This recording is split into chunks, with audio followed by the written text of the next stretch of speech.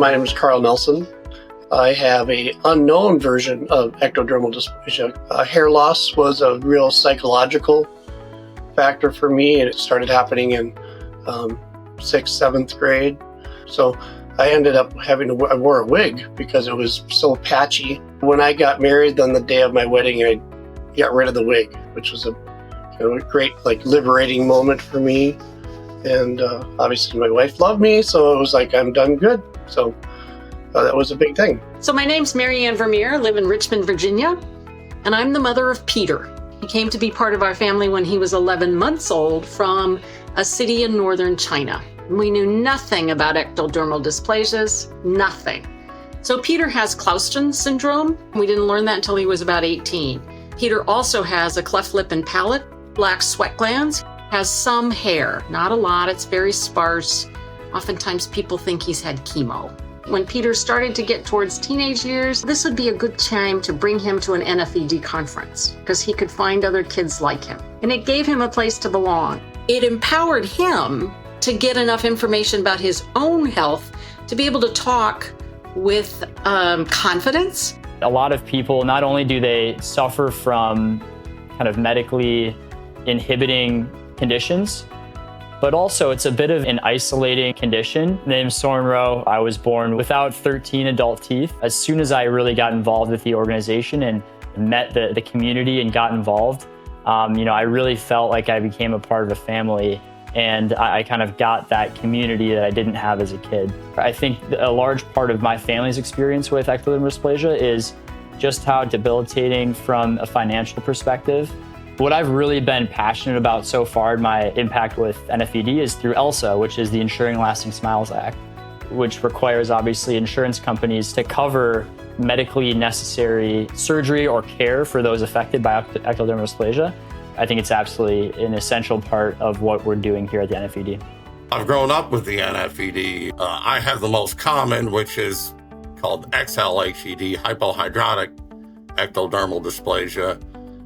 It's a genetic disorder that is typically passed down through the generations. I cannot sweat, and it's not I don't want to sweat. It's that you can lock me in a car on a 100-degree day with the windows up and not a drop of water will come out of me.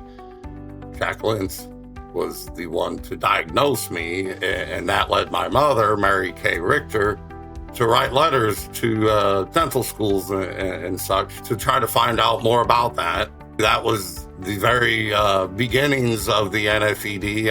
I'm actually sitting in the farmhouse back here at the farm where Mom and Bev Meyer were first writing those letters. We've come full circle, and they're doing a XLHED trial globally. They're injecting a protein in utero that they're missing, that I'm missing, to create sweat glands.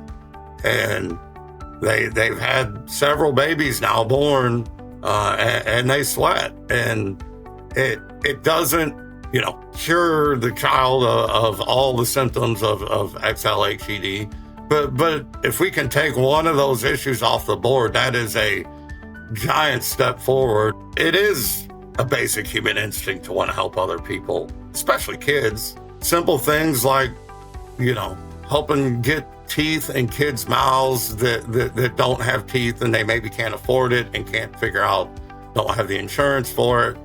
The NFED is such a special organization because it's completely and fully dedicated to improving the lives of those who are affected with ectodermal dysplasias.